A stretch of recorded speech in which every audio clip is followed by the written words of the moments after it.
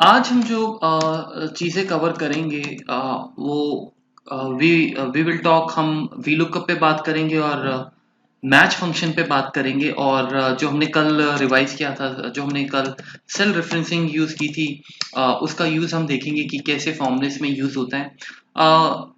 V lookup की सबसे पहले बात करते हैं। वी लुकअप को वर्टिकल लुकअप भी कहा जाता है।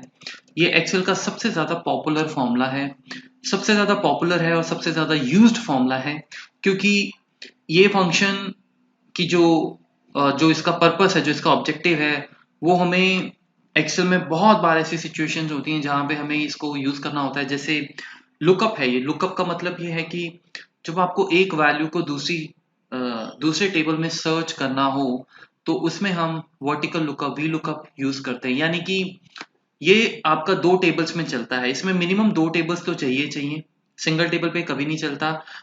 एक हम मान के ये चलते हैं कि यहाँ पे आपका एक टेबल होता है प्राइमरी टेबल, जिस टेबल में आपके सारी कंपनी का रिकॉर्ड है। कुछ भी हो सकता है, जैसे हम मान के चलते हैं कि उसमें एम्प्लॉय आईडी है, स्टेटस है और कुछ लेट्स से लोगों के नाम हैं।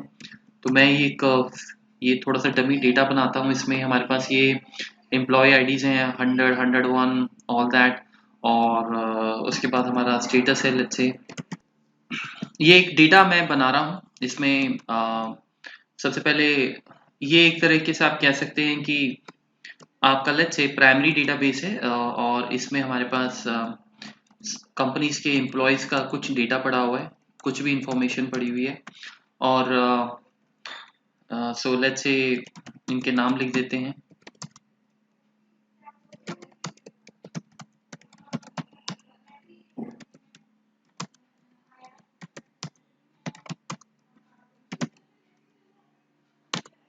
ये आपका एक टेबल है और इस टेबल में आपका पूरा डेटाबेस पड़ा हुआ है। और इसमें हमारा यहाँ पे हम जब अपना आपका खुद का जो यहाँ पे डेटाबेस है एम्प्लॉय आईडी, आपके कुछ एम्प्लॉय आईडीज पड़े हुए हैं जिनका मैं यहाँ पे अ, लिख रहा हूँ यहाँ पे इस तरीके से। लेट्स से आपकी कंपनी, आपकी आपके डिपार्टमेंट में आपको ये लिस्ट दी गई है और आपको बोला गया है कि भाई आपने इनका जो है नेम है वो आइडेंटिफाई करना है मेन टेबल से। आपने एचआर को बोला कि मुझे अपना पूरा लिस्ट दे दो। वैसे तो एमआईएस लोग ही ये सारा डेटा मेंटेनेंस रखते हैं अपने पास, बट चलिए मान के चलते हैं आप किसी और डिपार्टमेंट में आपने एमआईएस से बोला या एचआर से बोला, जिनके पास ये पूरा रैकेट पड़ा है कंपनी का। कोई ना कोई तो मेंटेन कर ही रहा होगा। जनरली एचआर और एमआईएस वाले तो हमेशा मेंटेन करते हैं, एमआईएस स्पेशली। तो आपके पास ये पूरा डेटा आया, आपने यहाँ पे इसको पेस्ट किया और अब इसमें हम मान के चलते हैं कि हमारे पास 5,000, 6,000, 10,000 पूरा पैन का इंडिया का हमारे पास ये डेटाबेस है। और इसमें कहाँ कौन सा एम्प्लॉय आईडी पड़ा है हमें नहीं पता, लेकिन हमें जॉब दिया गया है कि हमें अपने ये स्पेसिफिक डिपार्टमेंट्स के लोग हैं, इनका हमें नाम देखना है इस डेटाबेस में। अब अगर आपको फॉर्मूलाज नहीं आते हैं तो ऑब्वियसली आपके पास जो ऑप्शन होगी वो यही होगी कि आप यहाँ पे जाके इसको फाइंड करना शुरू करेंगे। मैं कॉलम डी को सिलेक्ट करूंगा और मैं कंट्रोल एफ प्रेस करूंगा। कंट्रोल एफ एक्चुअली फाइंड के लिए शॉर्टकट की होती है। आप इस पे फाइंड में लिख सकते हैं कि आपको क्या फाइंड करना है। तो जैसे मुझे 101 फाइंड करना है, तो मैं फाइंड पे जब क्लिक करूंगा तो आप देखिए कि उसने आपके लिए एक सेल जो है सिलेक्ट कर दिया। तो ये प्रोसेस आप पूरे का पूरा रिपीट करेंगे। आप यहाँ पे फिर पेस्ट करेंगे, आप फिर 108 है, फिर आप इसको सिलेक्ट करेंगे कंट्रोल एफ, फिर आप 108 करेंगे और फिर आप इसको फिर फाइंड करेंगे। और अभी जहाँ पे आपको लेके जाएगा, अगर ये है वहाँ पे आईडी, तो वो आपको लेके जाएगा। ये जैसे आप देख रहे हो यहाँ D13 भी आपको दिख रहा है। तो यहाँ से आप ये वैल्यू कॉपी करेंगे और पेस्ट करेंगे। अभी तो छोटा डेटाबेस है इसलिए मैं कंट्रोल एफ नहीं करूंगा, मैं तो फटाफट देख सकता हूँ, पर डेटा बड़ा भी हो सकता है। उस केस में आप ऐसे एक एक करके सेल तो चेक करोगे नहीं कि आप इसको स्क्रॉल नीचे कर रहे हो। कंट्रोल एफ उस टाइम हम यूज करेंगे। कंट्रोल एफ अगर आपको शॉर्टकट की नहीं पता है तो मैं लिख देता हूँ। कंट्रोल एफ फाइंड के लिए यूज करते हैं हम। वैसे इसका रिबन में भी टैग होता है। आप होम टैब में जब जाएंगे तो यहाँ पे ये फाइंड एंड सिलेक्ट का ऑप्शन होता है, तो यहाँ से भी आप ये फाइंड यूज कर सकते हैं। ये सेम ही विंडो है। खैर मैं इसको पेस्ट कर देता हूँ जस्ट इन केस आपको रिबन के थ्रू कभी जाना हो। रिबन में भी आपको पता होना चाहिए कहाँ कौन सी ऑप्शन है। बेशक हम हमेशा शॉर्टकट की यूज़ करें, बट पता तो होना चाहिए। तो ये मैंने आपके लिए एक स्नैगेट बना दिया है होम टैब के अंदर, और ये है आपका फाइंड ऑप्शन रिबन के थ्रू। अब इसमें हम लोग ये मैनुअल काम नहीं करेंगे, बिकॉज अगर आप खुद सोचो कि अगर आपके पास ऐसे 1000 एम्प्लॉयज़ हैं और डेटाबेस 20-30 हज़ार का पड़ा है, और आपको एक एक करके एम्प्लॉय आईडीज ढूंढने हैं, तो ये एक दिन का काम नहीं है। इसमें आपको कम से कम एक हफ्ता लग जाएगा, या जो भी है। खैर, इस चीज़ को सॉर्ट आउट करने के लिए हमें एक्सेल ने फंक्शंस दिए हुए हैं, जैसे हम जानते हैं। अब उन फंक्शंस में भी वैरायटी है, मतलब हर एक फंक्शन का ऑब्जेक्टिव अलग होता है। तो इसमें जब आप किसी भी ऐसे टास्क पे काम कर रहे हो जहाँ पे आपको कुछ ढूंढने के लिए बोला जा रहा है, लुकअप के लिए बोला जा रहा है, तो आपके माइंड में सबसे पहले वीलुकअप ही आएगा। लेकिन ये अलग बात है कि उसके बाद जैसे-जैसे आप और फंक्शंस करते जाएँगे, तो उसमें आपको फिर और भी जब फंक्शंस आपके माइंड में आते रहेंगे, तो उस टाइम थोड़ा-सा कन्फ्यूजन भी रहेगा कि ये फंक्शन लगाऊँ या वो फंक्शन लगाऊँ, तो इसके लिए हमें प्रैक्टिस बहुत करनी होगी। और सबसे बड़ी बात ये है कि आपको फंक्शन का इन एंड आउट पता होना चाहिए। आपको उसके ये पता होना चाहिए कि एक्चुअल में यहाँ पे ये फंक्शन लग सकता है या नहीं लग सकता है, और लग नहीं सकता है तो उसका रीज़न क्या है। जैसे हर फंक्शन का अपना पर्पस होता है। अब जब जब भी बात हम करें ढूँढने की, कुछ लुकअप करने की, तो डेफ़िनिटली आप वीलुकअप के बारे में सबसे पहले आपका माइंड वहीं जाना चाहिए। फिर उसके बाद फर्दर वीलुकअप के अपने कुछ रूल्स हैं जिस पे हम बात करेंगे। तो वो रूल्स में फिर आप उसको चेक करोगे अपने माइंड में कि ये रूल्स पे क्वालीफाई हो रहा है, क्या मैं इसको यूज़ कर सकता हूँ? कर सकता हूँ तो करूँगा, नहीं तो फिर मैं अगर नहीं कर सकता हूँ तो मैं फिर किसी और लुकअप फंक्शन के बारे में सोचना शुरू करूँगा। लुकअप में और भी फंक्शंस हैं, वो हम करेंगे। लुकअप मतलब लुकअप फैमिली के फंक्शंस की बात कर रहा हूँ, मतलब जो फंक्शंस इन्फॉर्मेशन ढूँढने में आपकी मदद करते हैं। तो वीलुकअप जो है, जब हम वीलुकअप यूज़ करते हैं, मैंने आपको कल भी बताया था कि आप कोई भी फ़ॉर्मूला जब एक्सेल पे लगाते हो, तो हमेशा आप इक्वल्स टू साइन से उसकी शुरुआत करते हो। तो जब मैं वीलुकअप टाइप करता हूँ यहाँ पे, इसके बारे में ऑलरेडी कुछ इन्फॉर्मेशन आपको एक्सेल में यहाँ पे दिख जाती है। इसको फिलहाल हम रीड नहीं करेंगे। मैं सीधा फॉर्मूला बार पे जाके इसको रन करता हूँ, मतलब स्टार्ट करता हूँ। ओपन ब्रैकेट सबसे पहले आप फंक्शन पे लगाएंगे। ओपन ब्रैकेट से क्या होता है कि फंक्शन आपका ओपन हो जाता है, मतलब फंक्शन अपने पैरामीटर्स आपको दिखाना शुरू कर देता है। यानी कि आपको ये पता लगना शुरू हो जाता है कि इस फंक्शन में एक्चुअली कितने पैरामीटर्स हैं जो मुझे यूज़ करने हैं, या आप कह लें कितनी इनपुट वैल्यूज़ हैं जो मुझे इसमें यूज़ करनी है। अब जैसे लुकअप वैल्यू है, comma table array, comma column index number, और कॉमा रेंज लुकअप। तो ये मेरे पास 4 पैरामीटर्स हैं। ये 4 पैरामीटर्स जब तक मैं इस एक्सेल फंक्शन में नहीं डालूँगा, ये फंक्शन मुझे आउटपुट नहीं देगा। ये पैरामीटर सारे मैंडेटरी होते हैं और ये कॉमा से सेपरेट होते हैं, जैसे आप देख सकते हो। सबसे अच्छी बात ये है कि इससे आपको 2 हेल्प मिलती हैं। पहला तो ये कि आपको फंक्शन को याद नहीं करना। कभी भी आप फंक्शन को याद नहीं करेंगे कि उसमें कितने पैरामीटर हैं।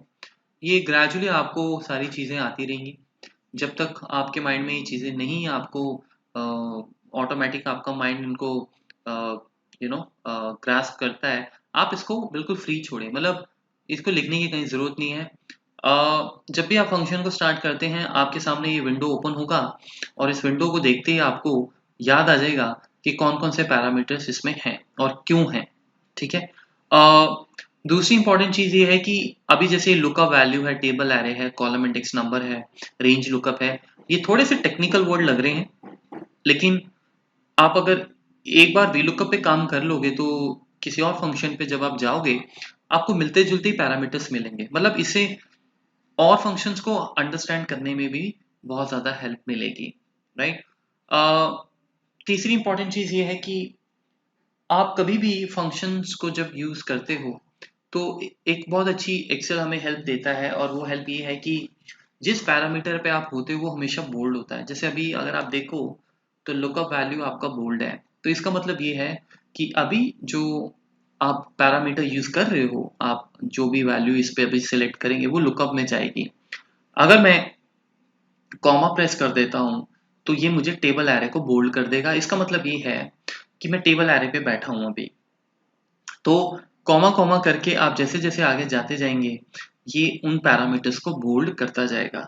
तो इससे हमें ये हेल्प मिल जाती है कि हम जब भी कॉमा प्रेस करके आगे जाते हैं तो हमें ये पता लगता रहता है कि हमारा फंक्शन आगे मूव हो रहा है और हम किस पैरामीटर पे अभी बैठे हैं और हमें उसका क्या करना है। तो स्टार्ट करते हैं। 4 पैरामीटर्स हैं, चारों को एक एक करके डिस्कस करते हैं। VLOOKUP लगाने से पहले अगर आप देखें कि आपने एम्प्लॉय आईडी 101 को आपको इसका नाम चाहिए, तो आप पुनीत इसका नाम है एम्प्लॉय आईडी का। तो अगर आप इस पूरी कैलकुलेशन को देखें विदाउट एनी फंक्शन, ये क्या हुआ, आपने 101 पिक किया, 101 पिक करके आपके दिमाग ने यहां से उसको ढूंढना शुरू किया, सर्च करना शुरू किया। जैसे ही आप 101 पे पहुंचे, आपके माइंड ने सिग्नल दिया कि अब आगे जाने की जरूरत नहीं है क्योंकि मुझे मिल गया जो मुझे ढूंढना है। उसके बाद आपके माइंड ने फिर यहाँ पे नजर दौड़ाई कि ये नेम है, तो नेम है तो ऑटोमेटिकली आप यहाँ पे जाके रुक गए। यहाँ पे नहीं रुके आप, क्योंकि मैं स्टेटस नहीं मांग रहा हूँ। अब यही चीज आपको VLOOKUP को बतानी है कि जिस तरह से आपने चीजें रीड की उस तरीके से VLOOKUP भी रीड करेगा। तो नेचुरली VLOOKUP आपको वही आउटपुट देगा जो आप एक्चुअली खुद मैनुअली वो सारा काम कर रहे थे। ठीक है, तो उसके लिए ये 4 पैरामीटर्स यूज होते हैं। लुकअप वैल्यू का मतलब ये है कि क्या वैल्यू आप ढूंढना चाहते हो। तो वैल्यू जो मुझे ढूंढनी है, आप जब मैंने भी आपसे अगर मैं वैसे भी आपसे क्वेश्चन पूछता तो आप जब पुनीत आंसर दे रहे हो, पुनीत क्यों दे रहे हो, कोई और क्यों नाम आप नहीं दे रहे हो, क्योंकि आप यहाँ पे देख रहे हो कि कौन सा एम्प्लॉय आईडी है। तो वही लुकअप वैल्यू आप VLOOKUP को बताओगे, सेल वो आप सिलेक्ट कर लोगे, K9 लुकअप आपका रेडी हो गया। मतलब VLOOKUP को ये तो पता लग गया कि अब मुझे ढूंढना क्या है, जो भी K9 में होगा, कॉमा टेबल एरे आपका बोल्ड हो गया। अब भाई, अब जो चीज मुझे ढूंढनी है तो ऑब्वियसली वो किसी टेबल में होगी, तो वो टेबल भी आपको बताना पड़ेगा VLOOKUP को, क्योंकि आपकी शीट में 10-15 टेबल हो सकते हैं, कहीं से भी स्टार्ट हो सकते हैं। VLOOKUP को नहीं मालूम कि किस टेबल में जाना है, तो आपको टेबल डिफाइन करना होगा। जब आपने मैनुअली भी इसको चेक किया था तो ऑब्वियसली आपने यहाँ से अपनी कैलकुलेशन स्टार्ट की, करते करते करते जहां आपको मिला फिर आप यहाँ पहुंचे, राइट। तो आपको VLOOKUP को बताना होगा कि ये मेरा पूरा टेबल है। ये टेबल आप इस तरह से सिलेक्ट कर लेंगे, क्योंकि इस टेबल में ये आपका एम्प्लॉय आईडी है, इस टेबल में आपका स्टेटस है, इस टेबल में आपका नेम है, जो भी। ठीक है, टेबल एरे कंप्लीट हो गया। टेबल बता दिया आपने कि आपको 101 कहाँ ढूंढना है। अब अगर उसने ढूंढ लिया, मान के चलो ढूंढ लिया, अब जैसे हमने भी 101 ढूंढ लिया था, अब क्या, अब ये फीमेल है, पुनीत है, या क्या है, क्या वैल्यू है, कौन सी वैल्यू मुझे चाहिए, वहां पे अब आपका ये कॉलम इंडेक्स नंबर काम करेगा। मतलब VLOOKUP को, अगर VLOOKUP 101 पे आ जाता है तो 101 से वो आगे कैसे जाएगा, मतलब किस कॉलम में जाएगा इस टेबल के, वो कॉलम इंडेक्स नंबर बताएगा। तो कॉलम इंडेक्स नंबर इस टेबल का हमें चाहिए नेम। अगर आप इस टेबल पे ध्यान से देखो, इसमें 3 ही कॉलम है। एक्सेल के कॉलम की बात नहीं हो रही है यहाँ पे, ये हमेशा हम ध्यान रखेंगे। मतलब आप ये ना कहो कि ये ABCDEF है तो F के अकॉर्डिंग ये बनता है 6, तो आप बोलो यहाँ पे 6 कॉलम में जाएंगे ना, आपके टेबल के अकॉर्डिंग कॉलम डिसाइड होगा, एक्सेल के कॉलम के अकॉर्डिंग नहीं डिसाइड होगा। आपके टेबल में नेम जो है वो तीसरा कॉलम है, तो आप बोलोगे कि अगर आपको 101 मिल जाता है तो जहां पे आप रुकते हो, क्योंकि फिर फंक्शन आगे नहीं जाएगा, उसको अगर ये मिल जाता है वो आगे क्यों जाएगा, उसका जॉब पूरा हो गया है। बस वो यहाँ पे फिर आपकी इंस्ट्रक्शंस की वेट कर रहा होगा जो वो कॉलम इंडेक्स नंबर से लेगा, और तीसरे कॉलम पे जाके अब क्या, अब आपका लास्ट पैरामीटर है, आपको अप्रोक्सीमेट चाहिए, मैच चाहिए या एग्जैक्ट मैच चाहिए। दो ऑप्शंस होती है हमारे पास यहाँ। फिलहाल आप आंखें बंद करके हमेशा एग्जैक्ट मैच लिखेंगे। अप्रोक्सीमेट मैच पे हम अभी बात नहीं करेंगे, बाद में बात करेंगे, ये बहुत कम यूज होता है। आपका मोस्टली 99% या 99.9% ही बोलूँ मैं, हमेशा हम एग्जैक्ट मैच की बात करते हैं, बट अप्रोक्सीमेट पे हम आएंगे बाद में। मुझे एग्जैक्ट मैच चाहिए, तो आप इसको भी सिलेक्ट कर सकते हैं। अगर आप इसको सिलेक्ट कर लेंगे तो वो ऑटोमेटिकली आपको फॉल्स ला देगा। आप टाइप भी कर सकते हैं फॉल्स। ठीक है, अब एक्सेल में एक बड़ी इंटरेस्टिंग चीज है कि फॉल्स का मतलब होता है 0 और ट्रू का मतलब होता है 1। तो वो कुछ लोग मेरी तरह इसको 0 भी लिख देते हैं और कुछ लोग फॉल्स भी लिख देते हैं, एक ही बात है। जैसे आपको ठीक लगता है। ठीक है, अब मैं आपको एक, इससे पहले हम, आपने देखा होगा कि आपको आंसर तो मिल गया, लेकिन अब हम इसमें एक ये चीज करने जाएंगे कि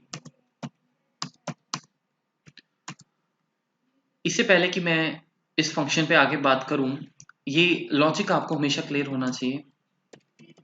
जनरली जब मैं स्टूडेंट्स को पूछता हूं कि अगर आप इन दो सेल को प्लस करेंगे तो क्या आंसर आएगा, तो सबका आंसर होता है कि एरर आएगा, बिकॉज ये नंबर्स नहीं है, ये टेक्स्ट है और टेक्स्ट को हम ऐड नहीं कर सकते हैं। फिर मैं वही क्वेश्चन उनको यहाँ पूछता हूँ और मैं कहता हूँ अच्छा फिर ये बताओ, ये ऐड होंगे तो क्या होगा, तो उनका फिर वही मोस्टली एरर आंसर आता है कि एरर आएगा। लेकिन ये एरर नहीं आएगा, यही चीज मैं आपको यहाँ समझाने की कोशिश करूंगा। एक्सेल जो है वो हमेशा ट्रू को एज अ वन लेके चलता है, ये उसका कंसेप्ट है, और फॉल्स को हमेशा जीरो लेके चलता है। मतलब आप कहीं भी अगर ट्रू लिखते हैं और उस पर मल्टीप्लाई एडिशन करते हैं, जैसे सपोज मैं कहता हूँ 12, अब मैं आपको बोलूँ 12 प्लस 2 क्या होगा, आप बोलोगे एरर, लेकिन वो एरर नहीं होगा। एक्सेल में ट्रू और फॉल्स हमेशा नंबर्स होते हैं। ठीक है, फॉल्स होता है जीरो और ट्रू होता है नंबर। इसीलिए जब आप यहाँ पे जब आप जाते हो, ये फॉल्स, कुछ लोग फॉल्स लिख देते हैं, कुछ लोग जीरो लिख देते हैं, लेकिन मतलब अल्टीमेटली क्या है कि zero is for exact match. मतलब मुझे एग्जैक्टली 101 ही चाहिए, मुझे अप्रोक्सीमेट नहीं चाहिए। अप्रोक्सीमेट का मतलब ये कि भाई उसके आसपास का कोई नंबर हो, जैसे 101 के आसपास 100 भी हो सकता है, 99 भी हो सकता है, तो वो थोड़ी चाहिए, एग्जैक्ट चाहिए, तो इसीलिए हम जीरो लिखते हैं। ठीक है, तो ये 4 पैरामीटर्स हैं आपके। ठीक है, पहला पैरामीटर था लुकअप, वेरी सिंपल। उसके बाद टेबल, टेबल सेलेक्ट किया, जिसको ढूंढना है कहीं ना कहीं तो ढूंढने निकलेंगे।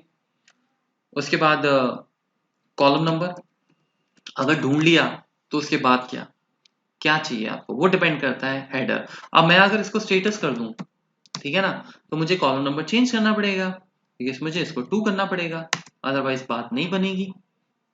ठीक है ना, तो कॉलम नंबर आप चेंज कर देंगे, क्योंकि वीलुकअप जब यहाँ पे अपनी सर्च करेगा एम्प्लॉय आईडी की, तो उसके बाद अगर वो ढूंढ लेता है उस चीज को, उसके बाद आपको ही तो डायरेक्शन देनी है कि कौन से अब कॉलम में जाए वो, क्योंकि चीज ढूंढने के बाद हमारा जॉब खत्म नहीं होता, ये चीज है।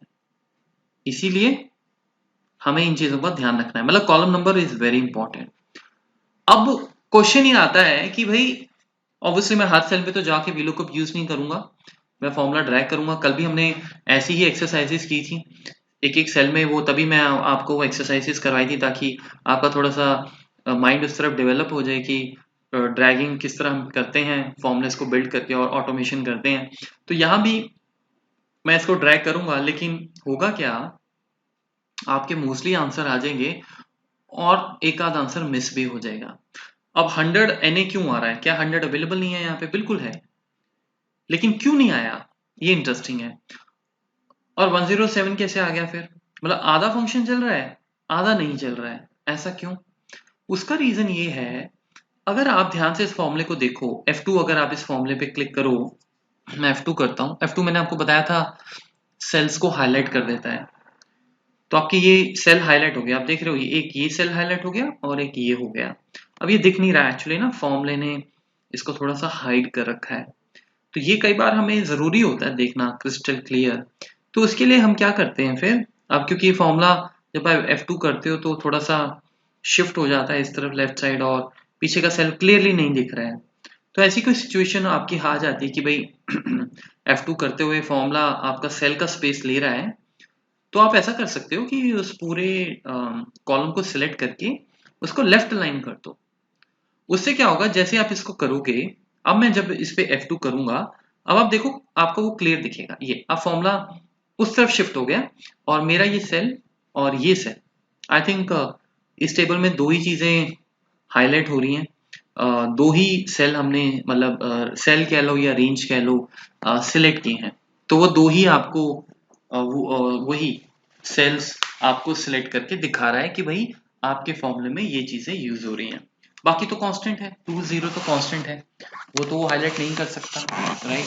तो इससे पहले तो ये चेक हो जाता है कि भाई आपका फॉर्मूला जो है वो चल रहा है या नहीं चल रहा है। तो अगर नहीं चल रहा है तो उसके पीछे आपके सिलेक्शन का तो कोई रॉन्ग सिलेक्शन का तो कोई रीजन नहीं है कि आपने भी कुछ रॉन्ग सिलेक्ट कर दिया हो।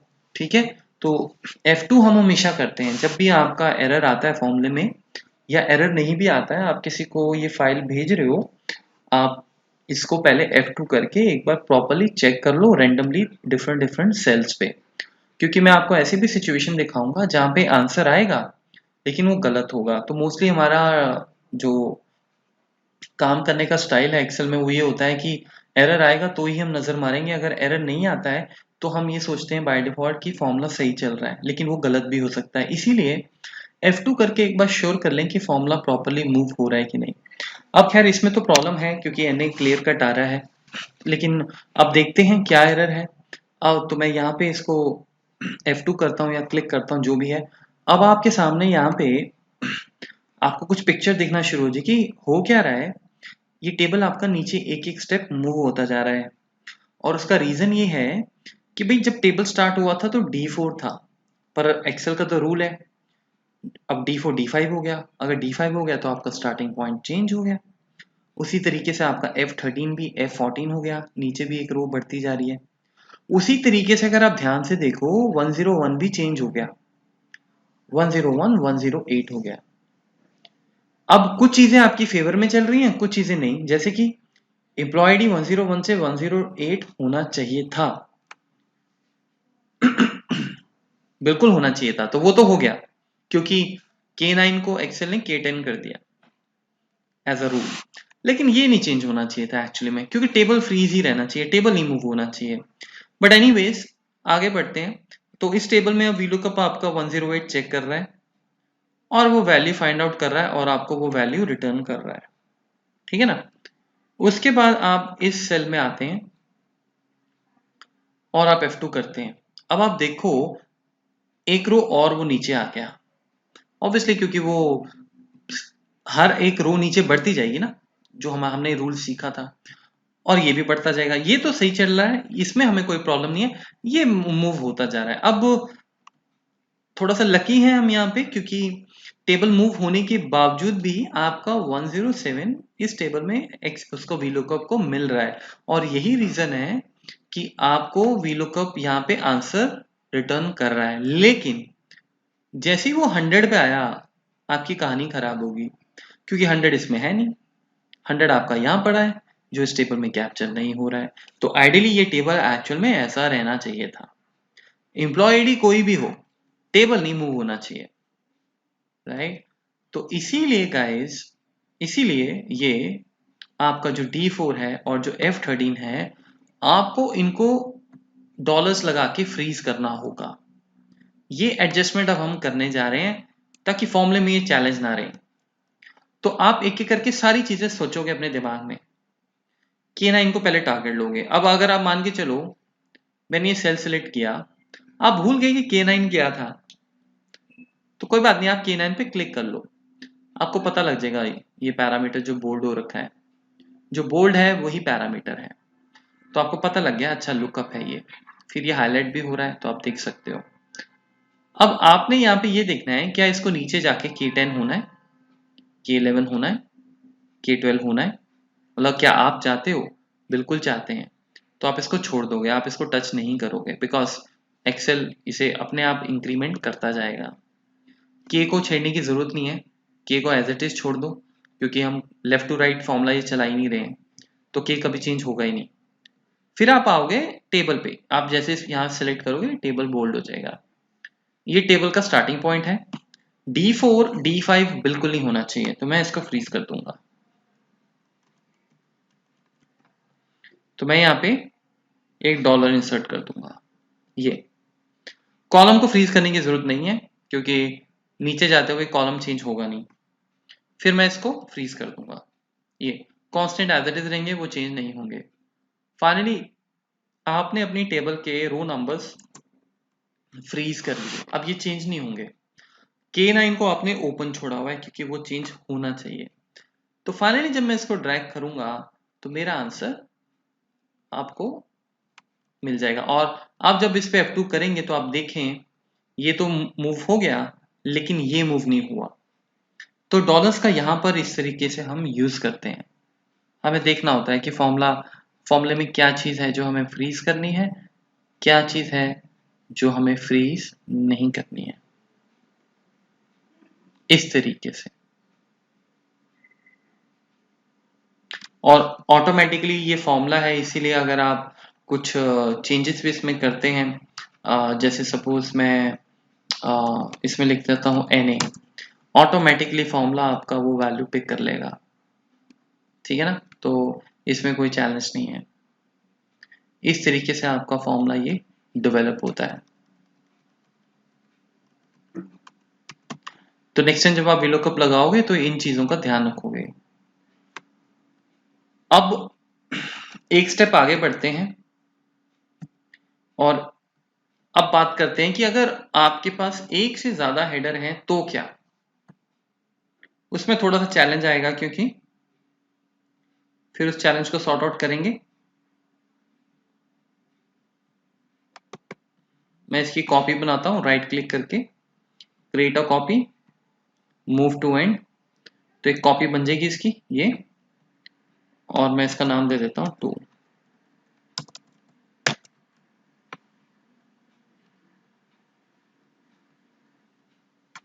अच्छा, अब मैं यहाँ पे एक और हेडर डाल देता हूं आपके लिए, नेम। ठीक है जी।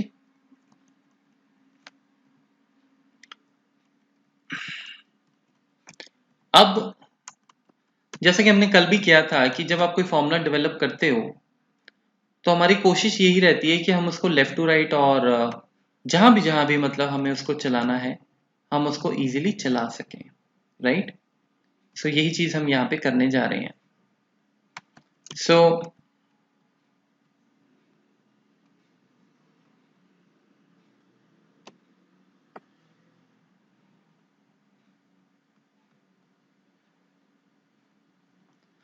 अब प्रॉब्लम ये है कि अब देखो इसमें क्या होगा, इसको ध्यान से आपने समझना है। ये पुराने वाला ही फॉर्मूला है, मैं इसको लेफ्ट टू राइट मूव करके देखता हूं पहले, ये चलेगा कि नहीं, है ना। नीचे की तरफ तो चल ही रहा है, तो आपने देखा कि ये चल पड़ा, राइट। लेकिन अब जैसे मैंने आपको बताया था कि आंसर आने के बावजूद भी फॉर्मूला गलत हो सकता है। अब हुआ क्या, अगर आप इसको ध्यान से देखो, पहली चीज तो आपका लुकअप चेंज हो गया, 101 से हो गया मेल, क्योंकि K9 अब हो गया आपका L9। तो ये बहुत गलत है, इसका रीजन मैं बताता हूं। टेबल भी मूव हो गया, टेबल भी गलत हो गया, लेकिन आंसर फिर भी आ रहा है। तो क्या हो क्या रहा है इसमें। सबसे पहले तो रूल है कि जो VLOOKUP होता है उसमें लुकअप हमेशा आप उस चीज को यूज करते हो जो दोनों टेबल्स में यूनिक हो, रिपीट ना हो रहा हो, ठीक है। अब इसमें आपके VLOOKUP ने लुकअप बना दिया L9 को, क्योंकि लेफ्ट टू राइट मूव हुआ तो आपने K को फ्रीज किया नहीं था, वो K9 हो गया आपका L9। तो L9 अब VLOOKUP ने मेल को पिकअप किया और यहां पे ढूंढना शुरू कर दिया इस टेबल में। अब मेल तो इसमें बहुत है, आपको क्या पता कि आप किस मेल की बात कर रहे हो, राइट। जैसे अब मैं यहाँ पे मेल कर देता हूँ, ये देखो ये तो अजय हो गया, आंसर हो गया ना गलत। एक्चुअल में आप 101 की बात कर रहे थे, तो 101 भी मेल है, लेकिन उसका नाम है पुनीत, लेकिन यहाँ पे हो गया अजय।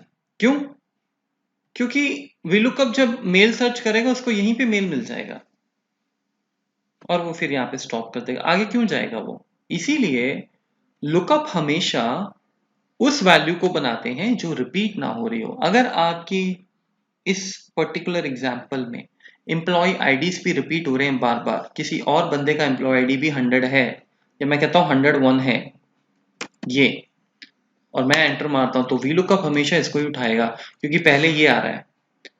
तो ये एम्प्लॉय आईडी कभी भी पिक नहीं होगा, तो ये रॉन्ग चॉइस है। पहली चीज तो ये VLOOKUP वहां पे लगेगा ही नहीं। उसके तरीके हैं वैसे, मतलब रेपिटेशन को हम सॉर्ट आउट कर सकते हैं, लेकिन अभी वो जरा थोड़ा लेक्चर दूर है, अभी आप बेसिक रूल्स वी लुकअप के समझ लो। रेपिटेशन में we never use, so lookup value in VLOOKUP should be unique and available in both tables. Obviously अगर मैं यहाँ से एम्प्लॉय आईडी उड़ा दूं, मान के चलो यहाँ पे एम्प्लॉय आईडी है ही नहीं, तो आप भाई 101 को कहाँ ढूंढोगे? तो वो दोनों टेबल्स में होगा तभी तो रिलेशनशिप बनेगा, राइट? तो लुकअप हमेशा वही होता है जो यूनिक हो और दोनों टेबल्स में हो, नहीं तो ढूंढेंगे कैसे? एक चीज तो चाहिए ना हमें। तो इसी तरीके से आपको अपना टेबल अब डिजाइन करना है, क्योंकि अब लेफ्ट टू राइट भी जा रहे हैं। तो सबसे पहले हमने K9 पे फोकस करना है। K9 हमेशा K9 ही होना चाहिए, left to right.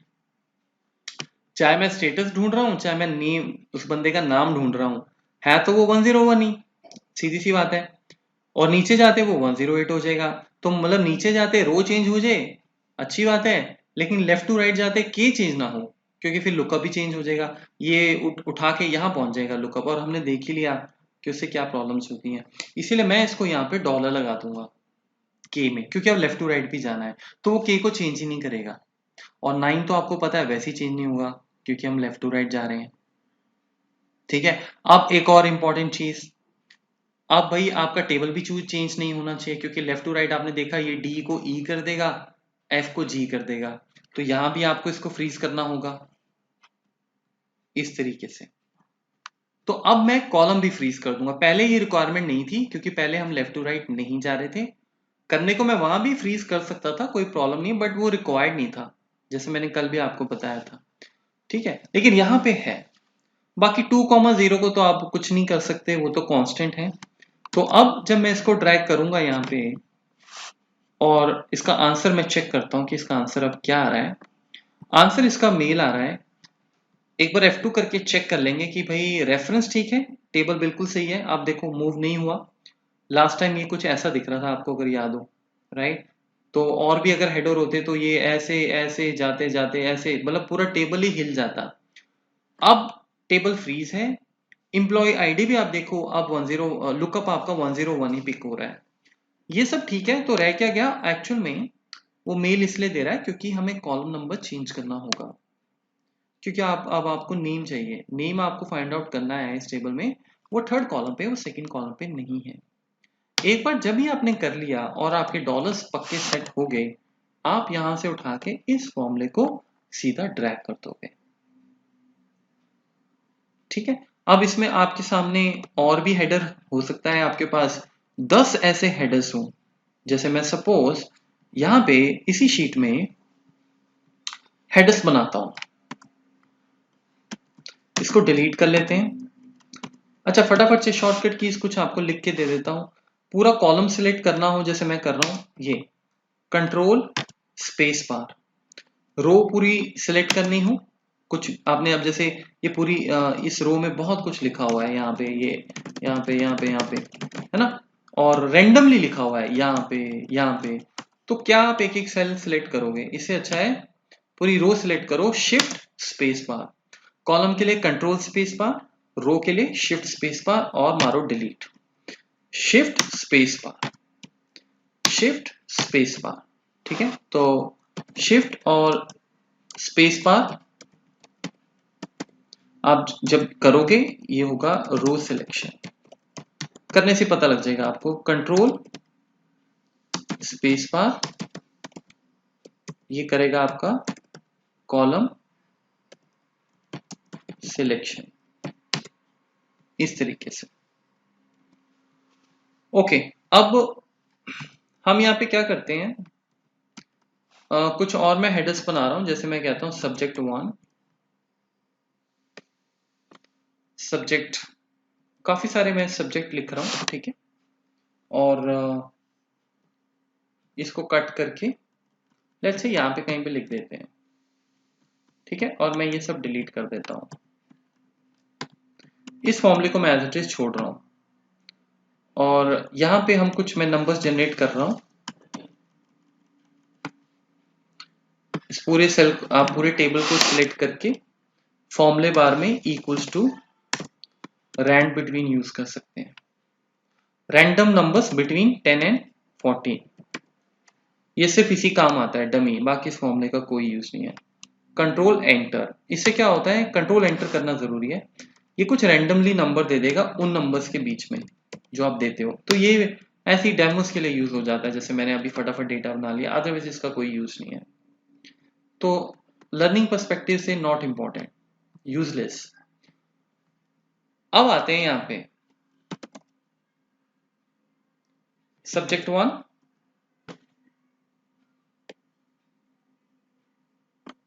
Subject 2, subject 3, subject 4।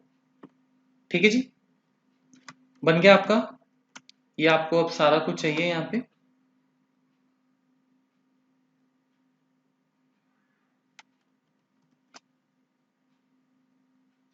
तो अब हम क्या करेंगे, एज यूजुअल हमें ये सारी वैल्यूज चाहिए, इस टेबल से चाहिए, जो हमारा ये पूरा टेबल यहाँ पड़ा है, ठीक है। और वही हमारा अप्रोच रहेगा कि हम फॉर्मूले को लेफ्ट टू राइट ड्रैग करके अपने आंसर्स लेके आ जाएं। अब यहाँ पे मैं कुछ आपको दिखाने जा रहा हूँ। देखो सबसे पहले तो ये है, क्योंकि टेबल बढ़ गया है तो आप यहाँ तक इसको छोड़ नहीं सकते, इसको यहाँ तक जाना है, क्योंकि हमें ये सब्जेक्ट 1, सब्जेक्ट 2, सब्जेक्ट 3, सब्जेक्ट 4 ढूंढने हैं।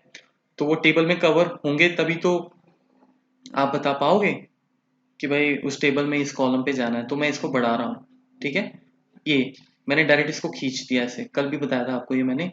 वो टेबल आप देखो ऑटोमेटिकली आपका D4 से K13 हो गया। आप यहाँ पे भी टाइप कर सकते हैं, कोई बड़ी बात नहीं है, ठीक है ना। बाकी सब सेम रखा है मैंने, और कुछ नहीं किया, टेबल बढ़ा दिया बस। और वो फ्रीज तो पहले से ही है, तो प्रॉब्लम वैसे ही नहीं आएगी आपको। अब इसके बाद मैं इसको लेफ्ट टू राइट ड्रैग करूंगा, और आपको पता है कि आंसर सब में सेम आएगा, है ना। तो एक एक करके मैं इसके कॉलम चेंज करने जा रहा हूं, इंडेक्स मतलब, बाकी सब तो सेम है। तो ये 3 हो गया क्योंकि नेम है, ये सब्जेक्ट 1 हो गया, ये हो गया 4, ये हो गया सब्जेक्ट 2, ये क्या हो गया 5, फिर ये हो गया आपका 6, फिर ये हो गया 7। अब बात ये है, ये इतना काम जो ये हमने अभी किया, एक एक सेल पे जाके कॉलम चेंज किए, ये वैसे इतना टाइम कंज्यूमिंग तो नहीं है, लेकिन अगर 25-30 हेडर्स हों तो शायद टाइम लग भी सकता है, नहीं भी लग सकता है, हो सकता है आपकी स्पीड अच्छी है। लेकिन पॉइंट ये है कि जब आप एक्सेल बहुत अच्छे तरीके से समझ जाते हो तो आप एक एक 2-2 सेकंड के प्रोसेस को भी आपको वो फ्रस्ट्रेट करना शुरू कर देता है, क्योंकि फिर आपका लेवल इतना अच्छा हो जाता है कि आप कहते हो यार ये क्यों कर रहा हूं मैं मैनुअली। आप उसके ऑटोमेटिक मेथड्स ढूंढना शुरू कर देते हो कि ऑटो मोड पे चले सब कुछ। अब इसमें मैं फ्रस्ट्रेट हुआ हूं क्योंकि मुझे हर कॉलम पे जाके उसका कॉलम नंबर चेंज करना पड़ रहा है। ये अलग बात है कि ठीक है, एक बार मुझे टाइम लगा, लेकिन उसके बाद मुझे बस ये फॉर्मूला ड्रैग ही तो करना है। लेकिन वो एक बार भी क्यों लगा, ये इशू बन जाता है, ठीक है। उसके लिए हमारे पास सोल्यूशन है एक बहुत अच्छा। वो सोल्यूशन क्या है, मैं इस फॉर्मूले को डिलीट कर रहा हूं पूरे को, पहले वाला फॉर्मूला रखा हुआ है। अब आप ध्यान से देखो, आपके कॉलम नंबर 2, 3, 4, 5, 6, 7, 8, 9 ऐसे चल रहे हैं ना। ये आपका कॉलम नंबर 2 है, ये 3 है, ये 4 है, ये 5 है, 6 है। ये सिर्फ मैं वैसे समझाने के लिए लिख रहा हूं, राइट।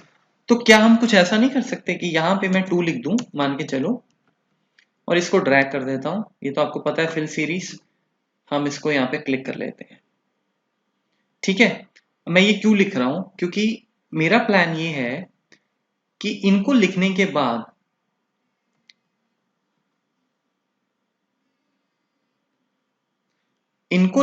बाद मैं इस 2 को चेंज कर दूंगा। ये जो 2 मैनुअली लिखा हुआ है मैंने, इसको उठा के मैं कहूंगा कि आप I20 की तरह सा I23 के साथ लिंक हो जाओ, क्योंकि I23 में भी 2 ही पड़ा है। तो फर्क कहां आया, फर्क ये आ गया I23 फॉर्मूला बन गया, तो एक्सेल गोल्डन रूल अप्लाई हो जाएंगे इस पे। पहले कांस्टेंट था इसलिए आप कुछ कर नहीं सकते थे। अब जैसे ये formula left to right move होगा, I23 J23 हो जाएगा एज अ रूल, और J23 में उसको ऑटोमेटिकली 3 मिल जाएगा। फिर वही J23 K23 हो जाएगा, फिर वही K23 L23 हो जाएगा। तो होगा क्या कि ये सारे के सारे हेडर्स ऑटोमेटिकली 3 4 5 6 7 8 पिक करना शुरू कर देंगे। आप देख सकते हो, अगर मैं यहाँ पे F2 करूं, F2 करना जरूरी है, चेक करना जरूरी है। 101 ये टेबल हो गया आपका पूरा, और ये देखिए 3 आपका सिलेक्ट हो गया। उसी तरीके से जब आप यहां जाओगे,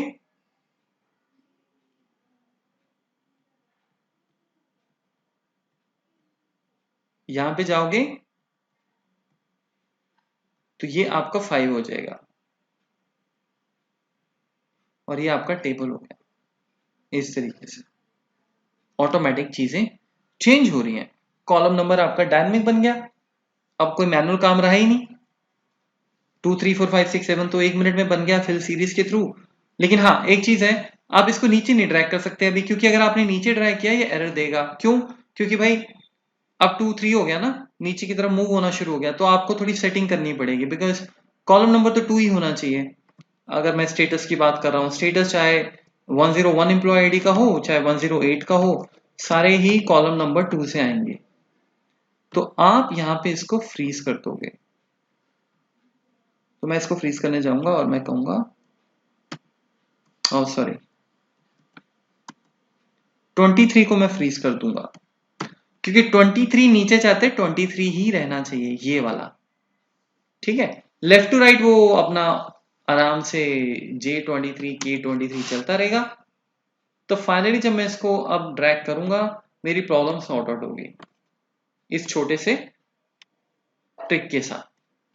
अब चाहे मेरे पास 30 हेडर हैं चाहे 50 हेडर हैं, मुझे चैलेंज नहीं आएगा। ठीक है, लेकिन ये भी कुछ ही हद तक कामयाब है, क्योंकि इसमें बहुत बड़ा लूप होल है। और वो लूप होल ये है, इसकी क्या गारंटी है कि ये 2 3 4 5 6 7 8 ही होगा।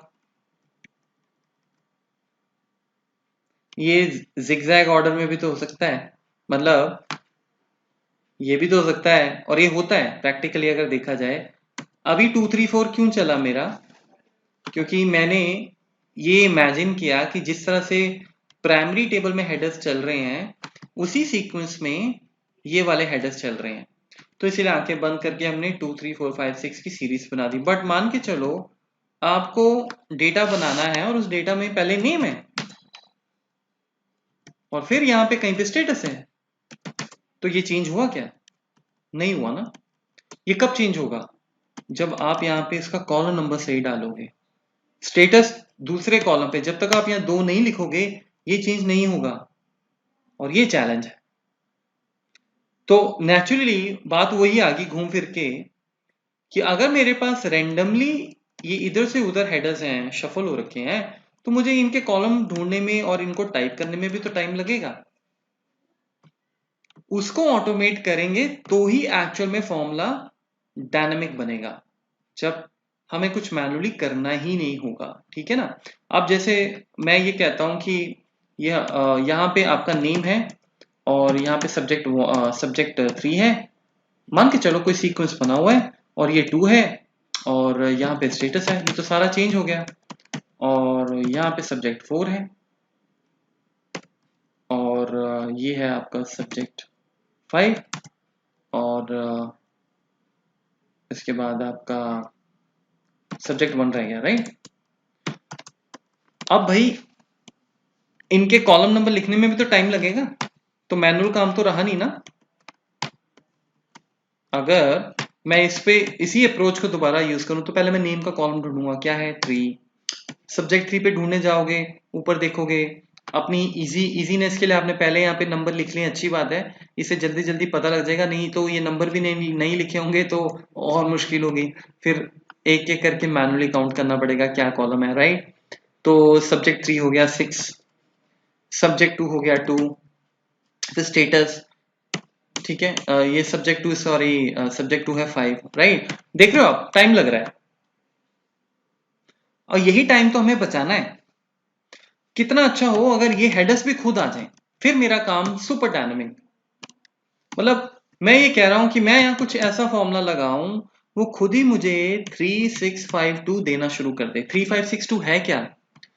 इन हेडर्स की, आपके अपने टेबल के हेडर्स की इस प्राइमरी टेबल में पोजीशन।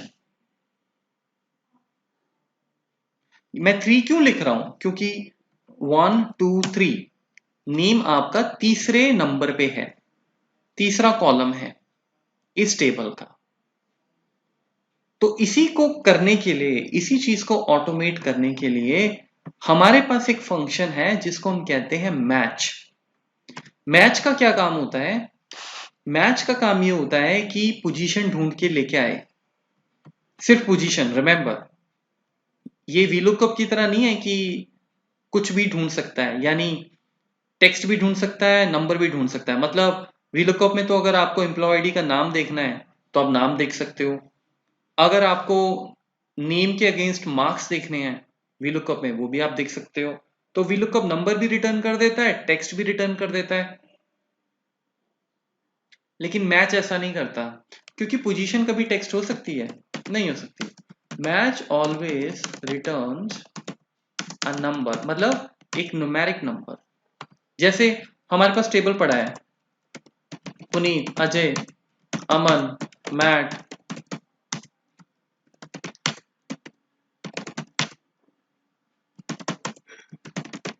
ये पड़ा हुआ बस, ठीक है, ये एक टेबल पड़ा हुआ है।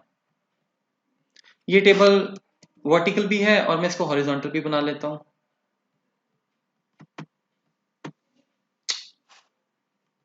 कॉपी किया है इसको, पेस्ट स्पेशल ट्रांसपोज कर दिया। मान के चलो इस पे बाद में आएंगे, पहले आपका टेबल है वर्टिकल। आपको ढूंढना है कि भाई मैट की क्या पोजीशन है, मतलब 1 है, 2 है, 3 है, 4 है, क्या है? कैसे करोगे आप? वीलुकअप नहीं आप इसमें यूज कर सकते हो, क्योंकि मैं ये नहीं ढूंढ रहा हूं कि मैट का स्कोर क्या है या मैट का एम्प्लॉय आईडी क्या है, स्टेटस क्या है। मैं मैट की पोजीशन की बात कर रहा हूं और पोजीशन के लिए मैच फंक्शन यूज होता है। तो आप लगाओ मैच। कितने पैरामीटर? 3।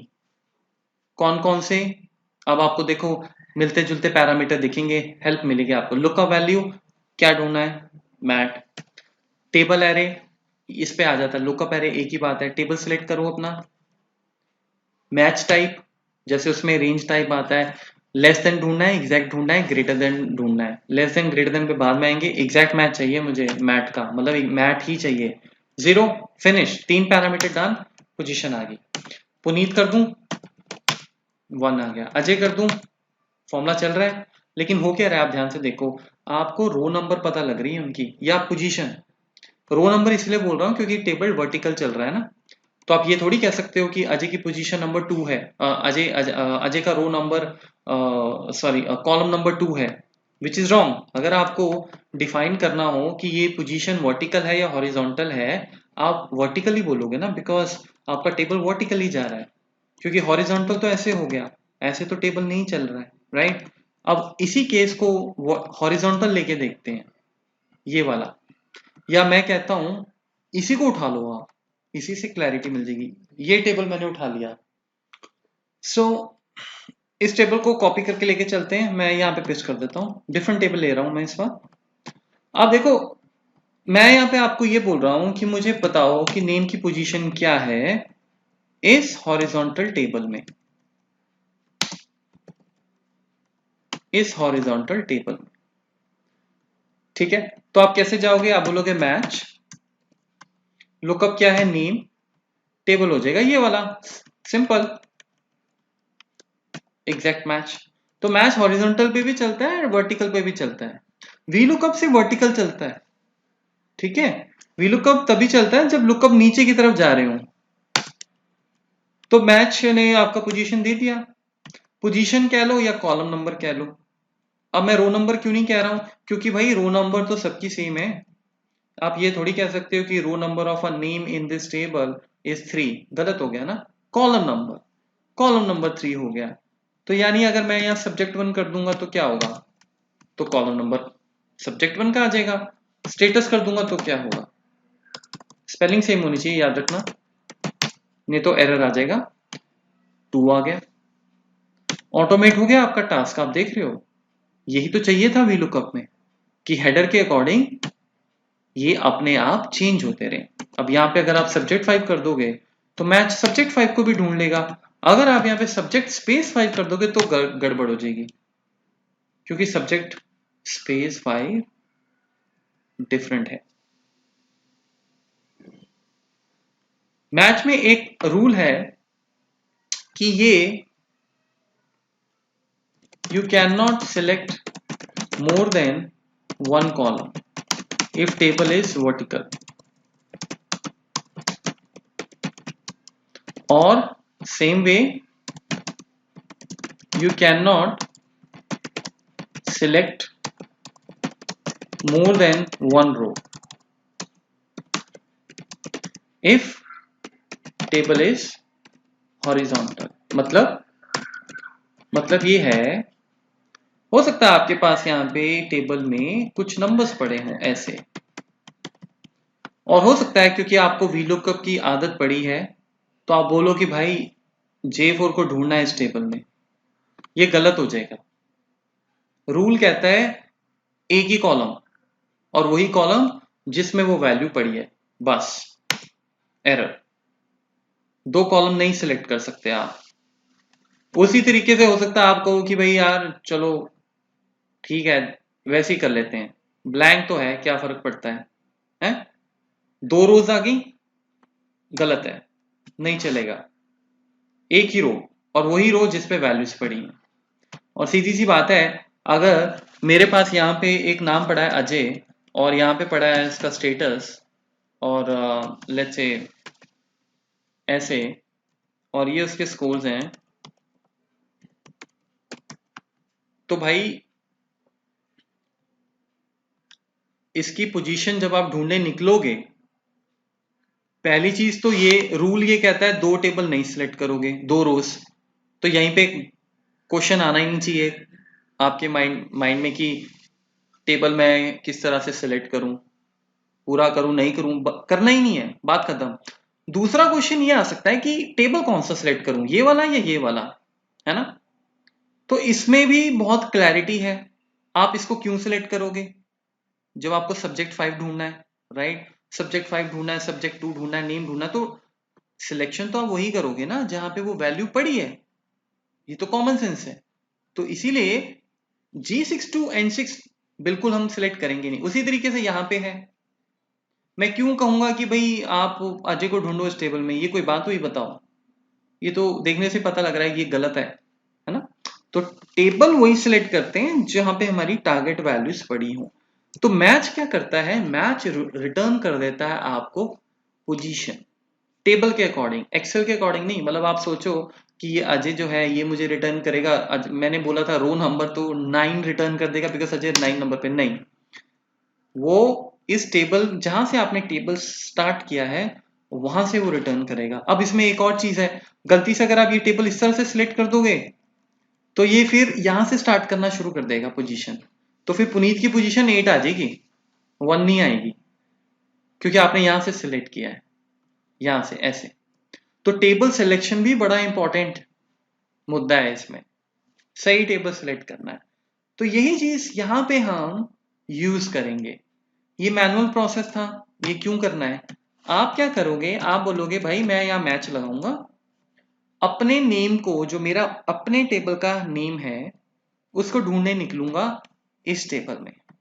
अब कुछ लोग क्या होते हैं कि जब वो यहाँ से सेशन लेके जाते हैं, असाइनमेंट्स पे काम करते हैं और मुझे अगले दिन बताते हैं कि ये इशू आया है, तो मैं क्या देखता हूँ, उनका एक ये कॉमन सा एक ये बड़ा मिस्टेक होता है। वो क्या कर रहे होते हैं, वो लुकअप में ये वाला नेम उठा रहे होते हैं, और फिर मैं उनसे पूछता हूँ ये नेम क्यों उठाया यहाँ से, तो उनका जवाब होता है कि क्योंकि हमें नाम चाहिए, एम्प्लॉय आईडी का नेम ढूंढना है तो हमने नेम उठा लिया। तो मेरा क्वेश्चन ये है कि अगर इतनी मेहनत करके मेन टेबल में आपने नेम ढूंढ ही लिया है तो मैनुअली लिख दो ना, मेन टेबल में थोड़ी जाना है। मेन टेबल तो हमें नहीं पता मेन टेबल में नेम कहाँ पड़ा है। इसमें अगर 100 हेडर्स हैं तो मैं क्या यहाँ पे ऐसे ढूंढ रहा हूँ कि वो नेम कहाँ है, उसको सिलेक्ट करूंगा? नहीं, आपको अपना नेम ढूंढना है। और एक और दूसरा पॉइंट ये है कि अगर आप ये वाला नेम उठाओगे, ठीक है ना, तो F4 सिलेक्ट कर लिया। अब जब आप लेफ्ट टू राइट इसको ड्रैग करोगे, F4 क्या हो जाएगा, G4। G4 में क्या पिक हो रहा है, सब्जेक्ट 1। आपको सब्जेक्ट 1 चाहिए क्या, आपको तो अपना हेडर चाहिए ना। इसीलिए आप अपने टेबल से हेडर उठाओगे कि मुझे नेम को ढूंढना है। कहां ढूंढना है, वो पड़ा है आपके प्राइमरी टेबल में। ये देख रहे हो आप, एक ही रो मैंने सेलेक्ट किया है, ठीक है। वीलुकअप का टेबल और मैच का टेबल सेम होगा स्टार्टिंग और एंड पॉइंट की टर्म्स में। मतलब वीलुकअप का भी कॉलम डी है और एंड पॉइंट है के, मैच का भी यही होगा। ये अलग बात है कि वीलुकअप में तो मल्टीपल पूरा का पूरा टेबल हम सिलेक्ट करते हैं, बिकॉज हमें वीलुकअप में नीचे सर्च करना होता है कहाँ है वो नाम। लेकिन मैच में वो सिर्फ उसी टेबल में एक सिंगल रो में जाएगा और ढूंढ के लाएगा कि भाई ये नेम कहाँ पड़ा हुआ है। मिल गया आपको। और आप देखो पुनीत भी आ गया, और बताओ, क्योंकि I-23 से लिंक है। अब भाई मैं कहता हूं, मैनेजमेंट ने कहा नो नो, स्टेटस सबसे पहले शुरू कर दो शो करना। बस आपको यहाँ स्टेटस ही तो लिखना है। मैनेजमेंट कहती है सब्जेक्ट 5 चेंज कर दो हेडर्स, बस कर दो फिर, मैनुअल काम ही नहीं रहेगा। क्योंकि सब्जेक्ट 5 जैसे ही होगा मैच पिक करेगा सब्जेक्ट 5 और वो ढूंढ देगा। हाँ, अगर आप टाइपिंग में मिस्टेक कर दो, इसको लिख दो ऐसे सब्जेक्ट स्पेस 5, जो कि आप लिख सकते हो, कोई बड़ी बात नहीं है, एरर आ जाएगा। तो वो आपको पता लग जाएगा कि कुछ गड़बड़ हो रही है, ठीक है ना। क्योंकि एक्सेल के लिए सब्जेक्ट 5 और सब्जेक्ट 5 स्पेस 5 दोनों अलग हैं, राइट। तो स्पेलिंग्स का ध्यान रखें। केस सेंसिटिविटी का कोई इशू नहीं है एक्सेल में, ठीक है। जैसे मर्जी लिखें, स्मॉल में लिखें, कैपिटल में लिखें, कोई प्रॉब्लम नहीं है। ये हमें मिल गया। अब इसके बाद मैं इस फंक्शन को ड्रैग कर रहा हूं, ठीक है, मैं इसको ड्रैग कर देता हूं। फिलहाल मैंने ये कर दिया। अब आप ध्यान से देखो, ये फॉर्मूला तुमने पहले सेट किया हुआ था। इसमें ये I-23 हमने पहले ही सिलेक्ट किया है, तो अब लेफ्ट टू राइट आई हो जाएगा J-23। लेकिन गड़बड़ होगी एक, क्या, आपका आंसर गलत आ गया। 18 कैसे, आप खुद देखो। सब्जेक्ट 3 में एम्प्लॉय आईडी 101 का स्कोर क्या है, 40। आपको क्या मिल रहा है, 18। क्यों, क्योंकि मैच फंक्शन ने सब्जेक्ट 3 की पोजीशन आपको रिटर्न कर दी 5, जबकि आपके टेबल में वो पोजीशन है 6। तो क्वेश्चन ये आता है कि फिर इसने 5 क्यों की। क्योंकि अगर आप वीलुकअप को बोल रहे हो कि 5वें कॉलम पे जाए, तो वीलुकअप तो यहीं जाएगा ना, क्योंकि यही उसके लिए 5th कॉलम है। अब क्वेश्चन ये आता है, तो ये तो 6 होना चाहिए था, तो ये 6 क्यों नहीं हुआ। क्योंकि जब आप इसको F2 करोगे, आप देखोगे सब्जेक्ट 3 तो पिक हो गया, लेकिन टेबल मूव हो गया। अब टेबल क्यों मूव हुआ, क्योंकि आपने कॉलम फ्रीज ही नहीं किए। टेबल जब हमने स्टार्ट किया था डी से, डी हो गया ई।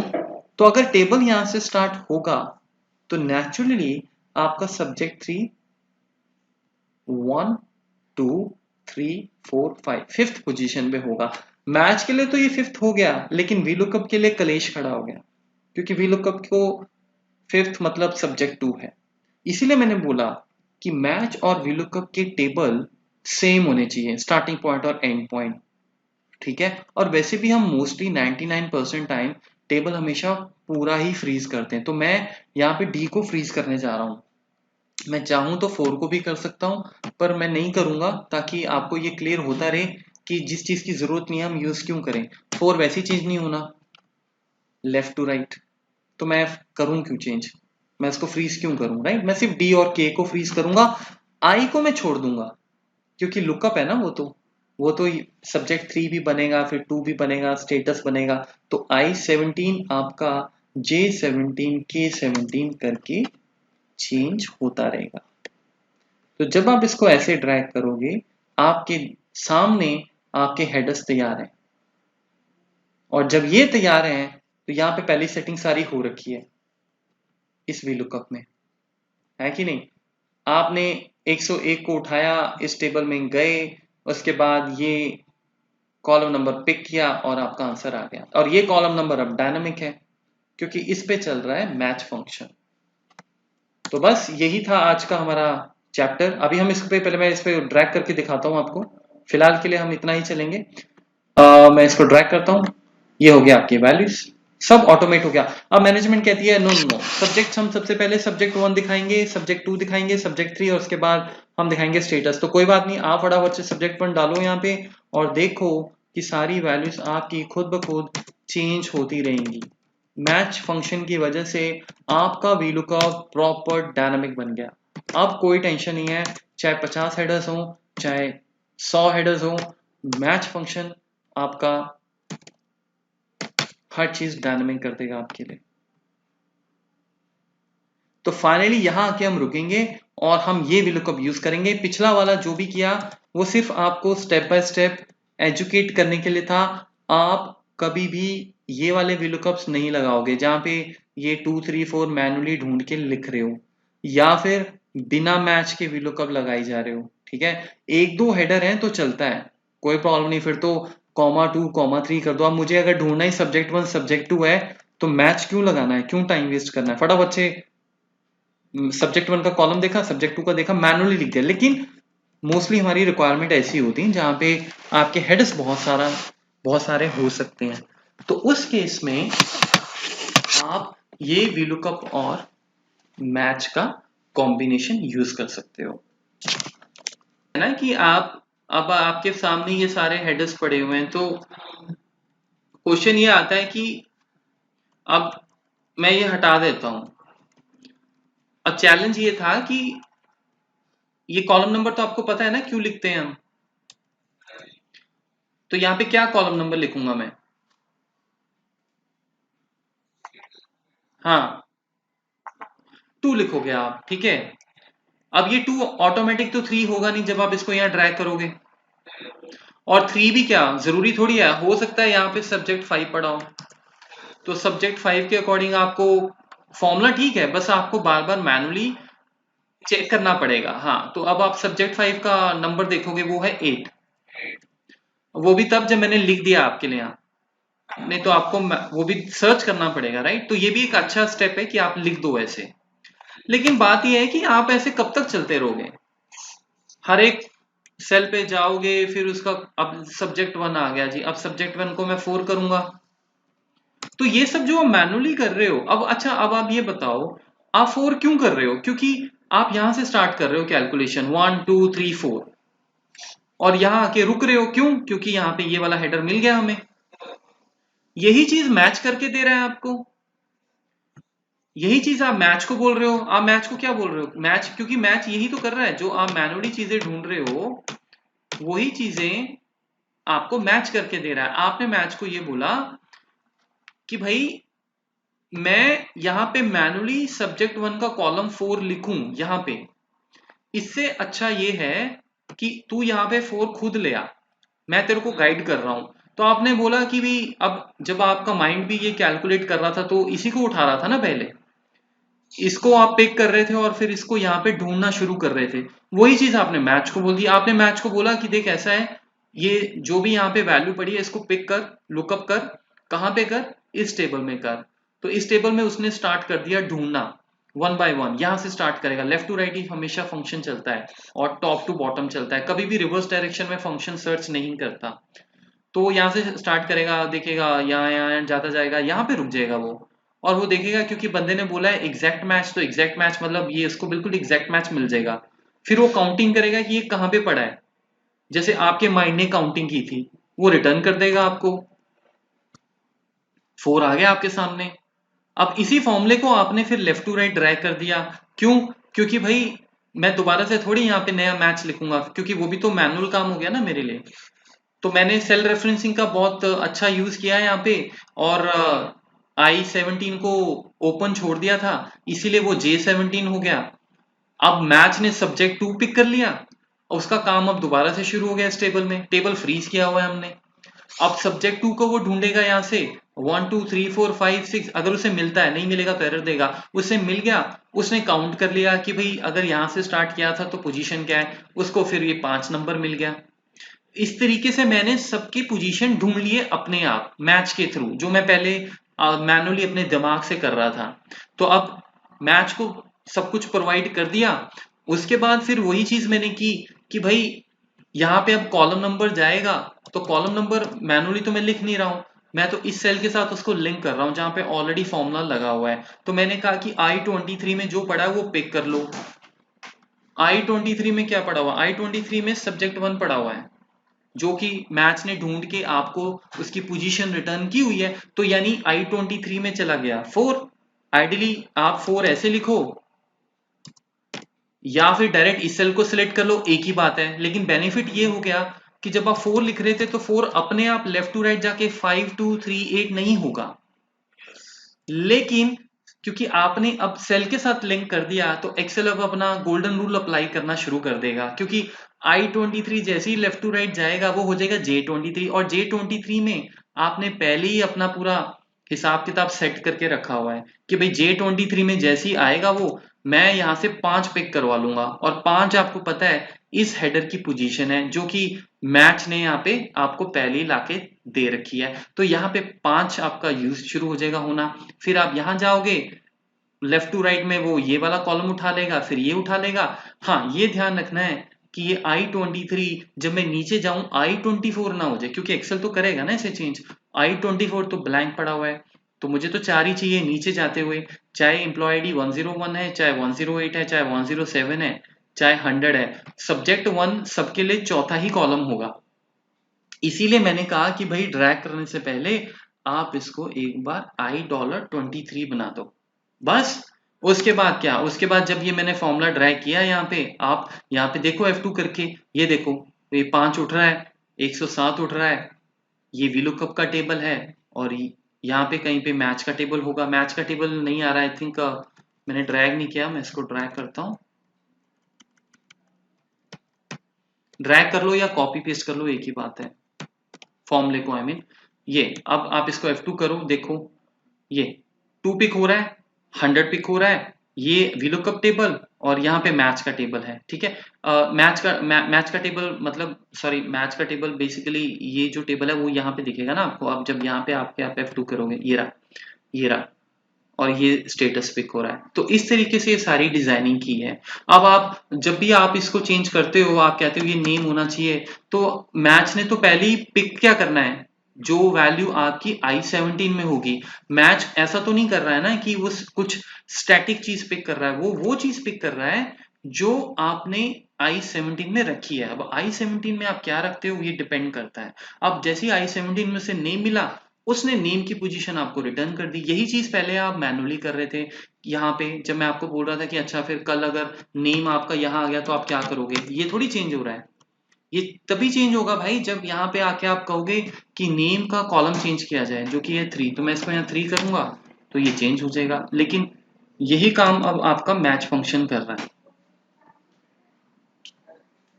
ठीक है। इसीलिए हमने इसको इस तरीके से ऑटोमेट किया है। तो जो VLOOKUP का कॉलम नंबर है उसको हम मैच के थ्रू ऑटोमेट कर रहे हैं।